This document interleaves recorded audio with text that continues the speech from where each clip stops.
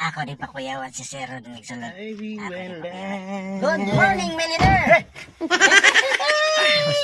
Kuyawan Mind ako di setting ko ba, Sir ba? mangurat Mind setting. Tama, magyud na imo ha. Mind setting ba nga? Gideclare ni mo nga millionaire Maubitaw ka. sa inyo, sabay ko di mo ron. Musta may ato ah? Magdaron. Musabay lagi ko nimo kay nakoy mga pangutana. Oo. Nakay pangutana. Sige, unsa man na? Unsay mga nice nga words, Sir, para mak-close deal na ko ang client. Yan nakoy tips nimo. Sige bi, unsa man na bi. Karang na kay kliyente. Ayaw gamit word nga price. Mao ba? Presyo. Kay murag bugat ang dating sa dalunggan sa client. Ang price ani sir 1 million. Uy, murag lain, no? Pero maupod. kung miingon ka instead nga price, imong gamiton is investment. Sir, ang imo lang investment is 1 million.